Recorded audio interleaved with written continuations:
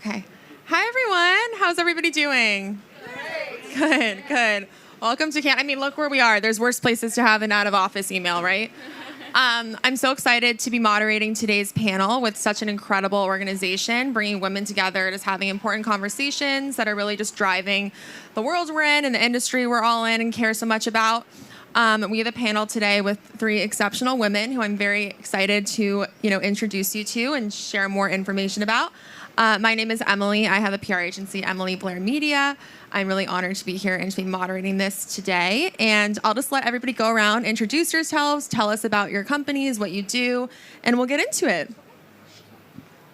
Hi, guys. I'm Celeste. I own a premium staffing agency called Viper. We do a lot of hospitality, logistics, and guest experience for enterprise brands and celebrity brands. And we're based in Los Angeles, California. Hi, everyone. My name's Jade. I own a company called Sickbird Productions. We are 50% brand agency, 50% podcast production. We are also based in Los Angeles, California, but have teams all over the U.S. and also in London now as well. Hello, my name is Juana Opera. I'm a digital and brand strategist at Gem Session Agency, and I also collaborate with World Women Foundation on some initiatives that aim to bring together different generation of women. Being a strategist, my aim is to help brands be very relevant, have meaningful communication in terms of message, but also on the medium. So my expertise is very more around digital ecosystems.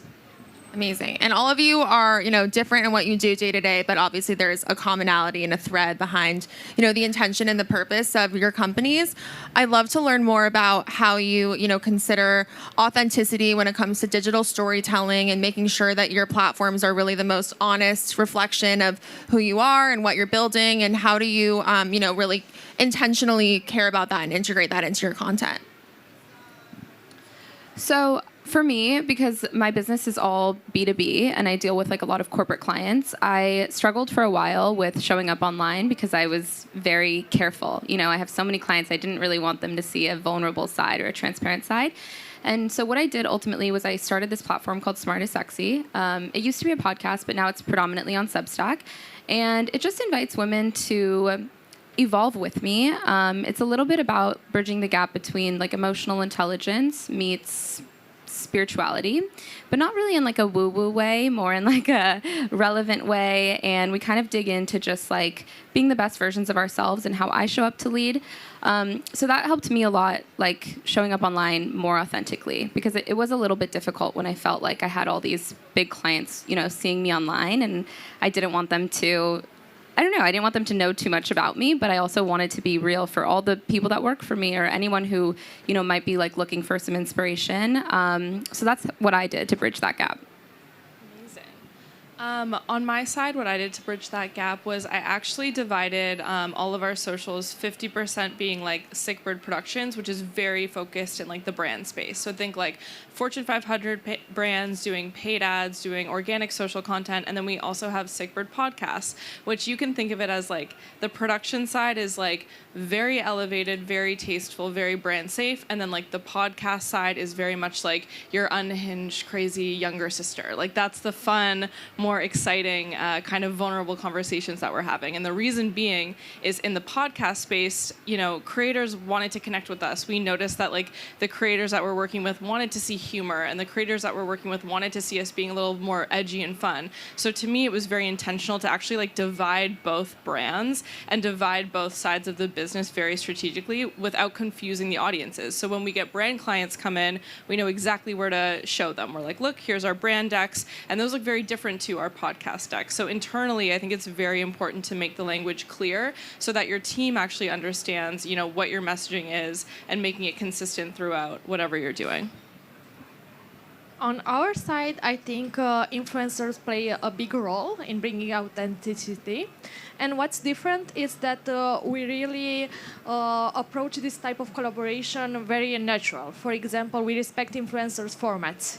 So we co-work together, and this has an ending result, a very authentic way of looking at content. So this is something that's very particular about our agency. Yeah, no, I really like that.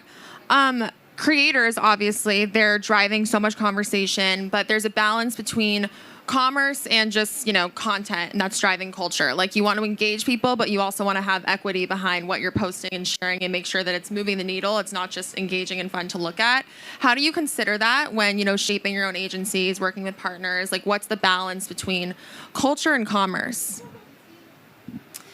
I actually struggle with this a little bit because for me, I feel like I'm just the type of person where I have to be so genuine, or I have a lot of integrity to what I do. And I built a company self-funded, and so when you do that, it takes like a lot of like grit and like it's a lot of real world application. And so showing up online, especially with TikTok, where you have to be so clickbaity in the beginning and you have to like get people in 2 seconds and all of that was always a little challenging for me. And it still is, honestly. And I found that for me, like Substack is actually a much better medium because it allows me to be more real and, share, like I'll put out an article or something about something I'm dealing with. I think some of my most recent pieces were like how I come back home to myself when I don't feel like myself, or I'm so lost in the business world of everything. Like, do I even have a feminine side right now? And I explore these concepts. But that's a little difficult to do in like a 30-second clip on TikTok. So I've always found that very difficult with like having integrity in that, and then also being like very, I don't know, good for the algorithm friendly. I don't know the term for that.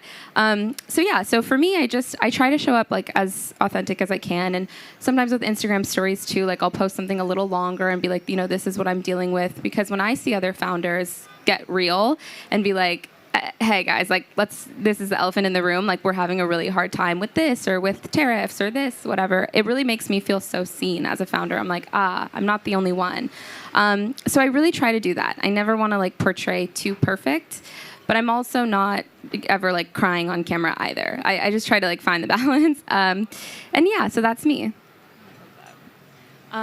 I can answer this more from like a client lens. So the way that we mix culture and commerce together with our clients when we work with them, we'll actually create a strategy where we break things up into content buckets. So we'll have a bucket for product specific where we know we're going to do X number of posts per month focusing on, certain products based on what time of year it is and based on what their rollout is. But then we also provide space for more like culturally relevant posts. If there's certain times of year that we need to highlight, we make sure that we get that. If it's Mother's Day, Father's Day, whatever that looks like. So they feel like the brand actually has like a soul within the product stuff that you're posting. And then the last bucket that we typically have is trending content. So we actually don't plan that out a month in advance like we do for our entire social page. We leave, time for us to be super timely and on the ball with trends, because if something's trending, you need to get on it that day or else you're late. So we actually put placeholders in the calendar, and depending on what is most relevant for the brand, we'll actually go ahead and execute those trends in real time for the brands, and they love that. So the breakup between, product, culturally irrelevant events that we can predict. So if you're going to be doing something or your brand is going to be somewhere, making sure to do that, and then allowing space for you to still be timely and trending. It makes it so that your team doesn't go insane. This is one of my favorite topics because I have a lot of clients that are into retail or e-commerce, and how we see it is like now the social feed is the social funnel, is the brand funnel. And in our strategy, what we are trying to do is not to sell with every post. So we serve each shopping touch point in the shopping circle. We have content that is for inspiration, content that is for curation with influencers again. Then we have content that maybe is for the review part or after purchase part of it. So I think it's a very good mix that allows the content to be complete. When a consumer enters a social media page, they want to have everything, not only complain, also inspiration, and maybe like to find more do it yourself the part. So I think there are a lot of topics, and a good social media strategy also sells, but also creates culture around the product. I think that's really interesting. Yeah, it's so interesting even meeting people here, seeing how people are connecting. Some people are like bumping their phones together. Some people are asking your LinkedIn. For me, like I usually ask people's Instagram. Like I feel like your Instagram is kind of like your digital resume in a way. So that's really interesting. How do you feel like the social media algorithm affects visibility for women? Like the ecosystems in place, like do you feel like it's hindered for women and visibility for what you're doing, and then what can change to, you know, improve that? This is a loaded question. With all I think the algorithm has been amazing for women in like beauty and lifestyle, because obviously like as women we're the consumers of the household and we always want the beauty products and we want the clothes and we want all that. So as like a fashion or beauty influencer, I think like, wow, what a time. You know, you're able to like really scale your career and grow your following, and like I love consuming that type of content. Now on the other side, I think that women are like, we are so good with like emotional depth and like leading in like very like emotionally nurturing ways. And I think sometimes that's really hard to do on social media. Like it's so quick. You know, if you read through comments, people are so quick to judge you one way or another.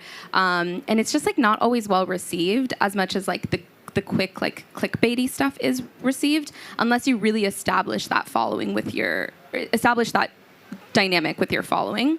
So I think it's tough. Like for some women's careers, I think it's amazing. It's like, oh, look at what I'm wearing, shop my links, you know, I want to buy this. I think it's great for them. Like, good for you. You're making millions of dollars. I love that.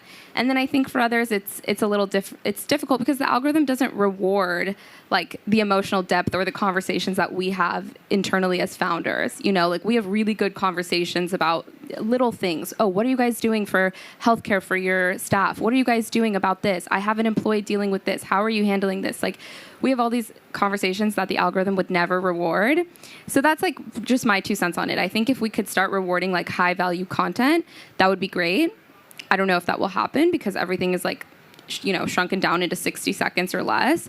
But I think that would be like cool to see one day, is like having that be pushed out and that be like the cool trend. Is like, oh, what, you know, smart conversations are we having? That's such a good point.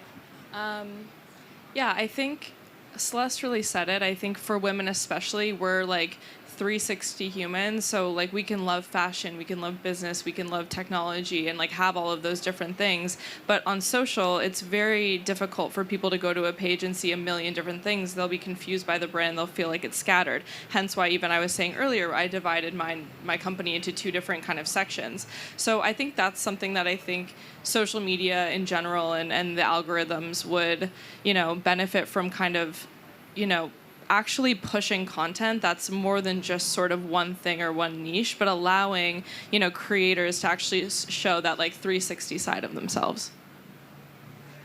My take here is that women play a bigger role in social media because we love to overshare. And as you said, like we have more nuances. We like to speak on many topics. And I think that social media is a big advantage for us, for any business, for our I don't know, passions and features, let's say. On the other side, I would, if I'm thinking on the man perspective, I think they also have an advantage because it's less crowded. So if you're a man and you want to succeed in social media, it's easier for you to get to have an original format and to grow even. So I think there are advantages on both sides. Yeah, no, that's so interesting. And you 3 are each like on the brand side and then directly working with individuals, consumers, talent. How do you approach large scale marketing and partnerships to drive inclusivity in your businesses? And then also, how does that impact engagement, ROI? How do you consider all of those factors together? On the social side, mostly. My business is like a really inclusive, diverse team in real life.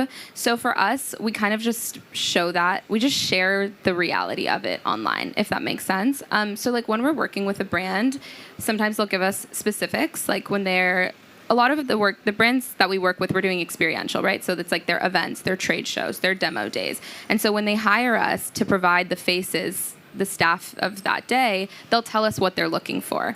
And sometimes it's like, we want this type of diversity, we want to focus on this race, on this.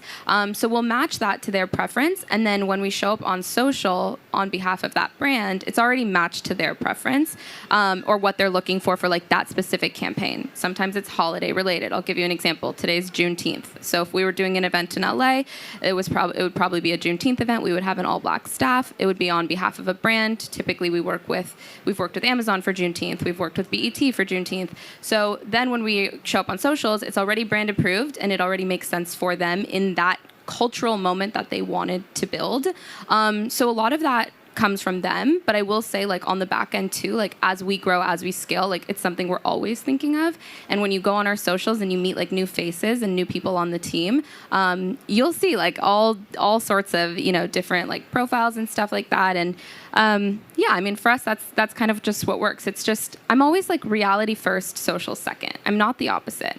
So whatever we do in real life, like, that ends up on socials, but I don't curate anything just for social media. Like, and maybe that's why I don't have 1 million followers, you know, I don't know. But it's really just reflective of what goes on in real life. Can I add one thing that I think is interesting about your business also is, like, you'll curate lookbooks for a client ahead of time, kind of understanding the vibe that they're going to get, the kind of staffing, the ambiance, the experience. And when you're working with clients like that range from SoFi Stadium to Neutrogena, like, you have to obviously like really dig deep into like who's the clientele, what you're attracting. And I think that's such an interesting thing that you do to really make sure that it's inclusive, but also like meeting their marketing goals for hiring you.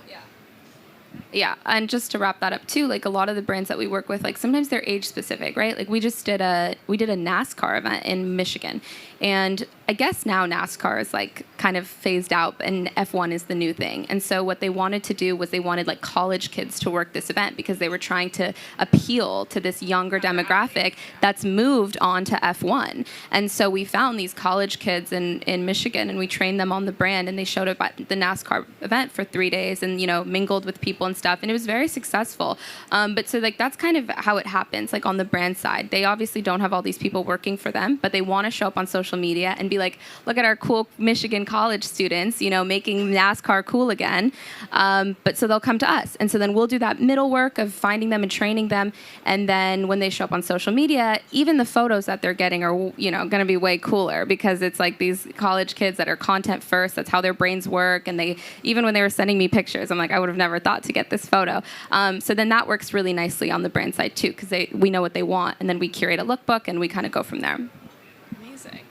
On my side, we're content production, so that comes down from like producing, writing, graphic design, all of those things. And so when we work with a different brand, we always just make sure to, you know, whoever the creator is needs to align with that brand. An example that comes to mind for me would be, we do a lot of work with the Shade Room. They're one of the biggest Black-owned media companies in the world. For partnerships like that, we'll always have, like, let's say, women of color writing for those accounts, just so it makes sense tonally. And we do that across the board. We always try to, you know, pair the person who's writing the content or the person who's producing the content or doing graphic design for the content to actually be also a consumer of that content naturally. I like it when it's their feed would naturally be the content that they would then go and create. It feels really authentic and it's a nice way to kind of get the best work.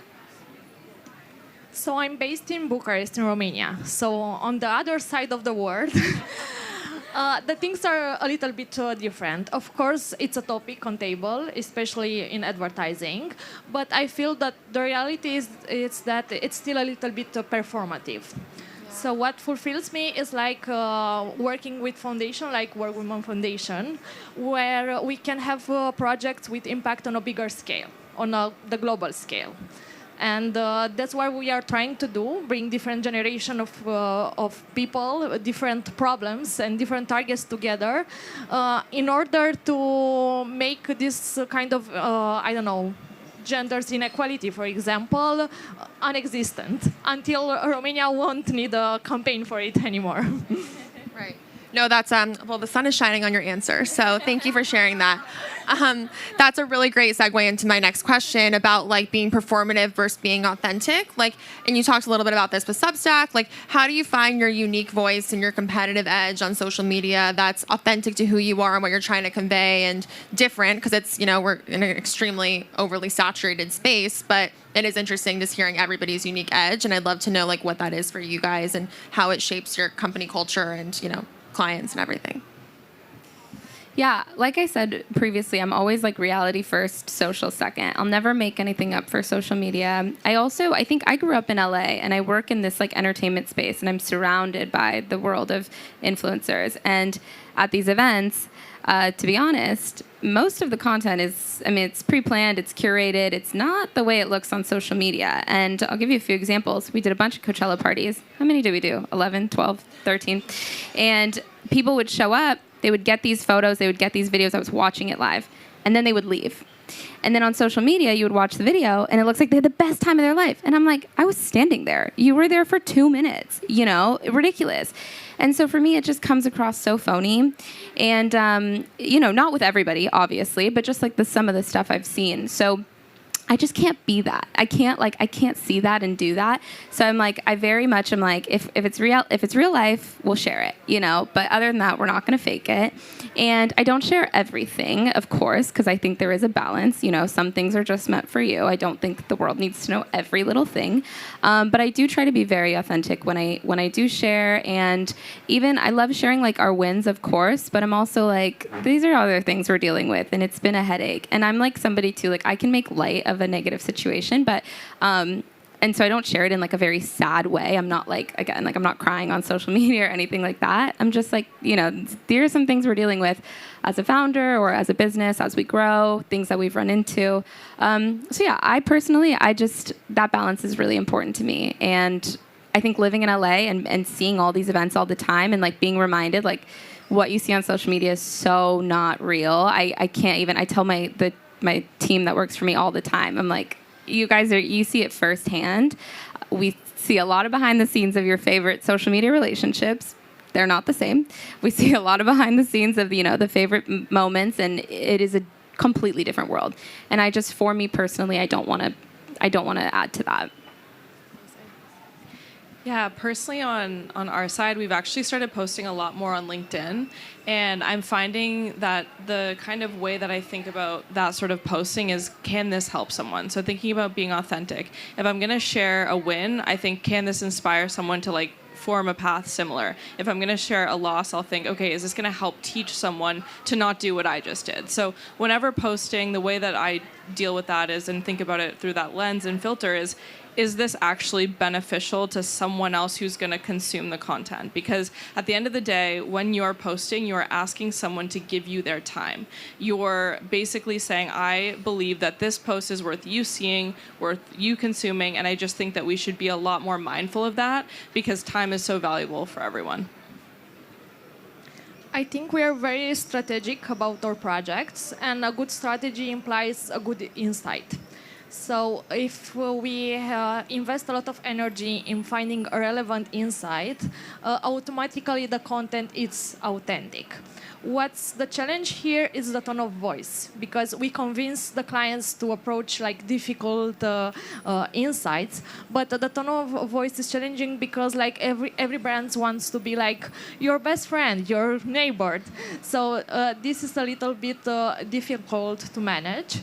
But I think in the end, if you approach a real problem and the message responds directly to that problem, the side effect is that you have a content that is authentic and that also creates impact to the audience.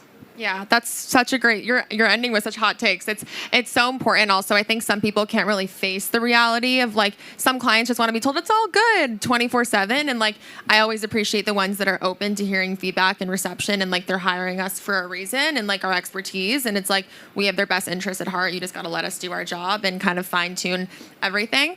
So the quality moonshot and that whole concept is all about ambitious leaps, not small steps. It's diving into the deep end. What for you guys was an important collaboration, partnership, campaign that you've been part of or have ideated yourself and executed that felt like a really meaningful step towards equity? That is a great question. Off the top of my head, because I haven't had a moment to marinate on this, I would say that a few months ago, maybe 6 months ago, we rebranded our entire like website, and we like did a photo shoot and all of that. But this was actually the first time we didn't use any third-party agency. So I didn't go out and hire a third-party agency to come in and design the photo shoot. I didn't go out and hire a stylist. I didn't go out and do any of that. We actually came together as a team, and it was really a labor of love, and it really allowed my team to shine shine in unique ways. So like one of the girls that works for me, she loves film photography. So she did the film photography. Another girl that works for me and does more of like my creator collabs and stuff, she styled the shoot. And then another girl on the team was like, I'll assist the day of. And then, we had our typical photographer and videographer on there too. And then our other photographer that usually shoots our content, he modeled in the shoot. And then all the other 3 models were girls that work for me. And this was like such a cool thing that we have not done, because in the past, as an agency, you go out and you hire other agencies. Like, can you style? Can you creative direct? Can you mood board? Can you put this together? Can you shoot? Can you edit? And we didn't do that. So we kept it all in-house. We took people that work with us and we said, what do you like to do? Oh, I like to do film photography. Great, let's give it a shot. And this was really cool. This is like the definition to me of like diversity and inclusion, And so if you go on our website, which is, our new website, and you see the photo shoot and you see the video we shot, everything that whole rebrand is all done internally. And yeah, that was really cool. I loved seeing like different sides of all of people on my team, and everyone was like, had the best time, and we like celebrated after with a shot of tequila, and it was great. Like we had a lot of fun. So for me, that's like really like, oh, you want to be inclusive? Like, here's your opportunity. And so we loved it. Amazing. Yeah, I'm actually working on a campaign right now for a company called Poker Power, and it's run by a woman named Jenny Just. She basically created an initiative where she wanted women to be able to learn how to play poker and actually move in the world where, they could take the skills that they're learning from poker and apply it to their everyday life. This is everything from, knowing when to hold, when to like bet on yourself, and actually taking those life skills and applying them in business. So it's kind of like that fun in-between way where it's like a mix of content all about like how to actually play poker and also, how to operate everyday life skills. So we're basically creating a course start to finish for women to actually learn this, because I actually went to my team and I said, guys, we got this amazing account. I'm so excited. Who knows how to play poker? No one on my team knew how to play poker. Not a single person knew how to play poker. And I was like, are you kidding? So it was very clear that this was necessary, and it was a really fun project that we're working on right now, and I can't wait for it to be out in the world. So I'll say that was probably the closest example. I'm really excited about a project that I'm working on with the World Women Foundation. Together with Ayati here, we are starting a podcast. It's called Girls Talk STEM. And basically, we are trying to bring the different generation together. We have the powerful women that already work in STEM, and the Gen Z that are aspiring to work in STEM fields, but they don't feel like content that's approachable to them. And what we are trying to do is to infuse that girl talk, all the gossip, the pop culture, and all the cultural cues into the STEM fields that's a little bit stiff. And what's exciting is that we have a lot of insights from Gen Z, and they are like so open to everything. They put the most uncomfortable question ever. And then we have the other side of the target that is really stiff. So it's very challenging, but with this pop culture approach, we are really trying to break this cultural gap.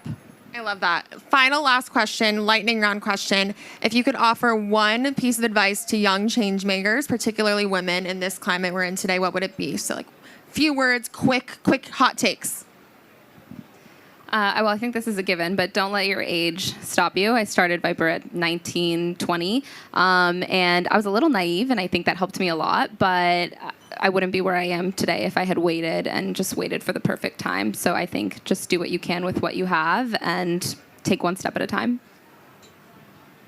Don't operate out of a scarcity mindset.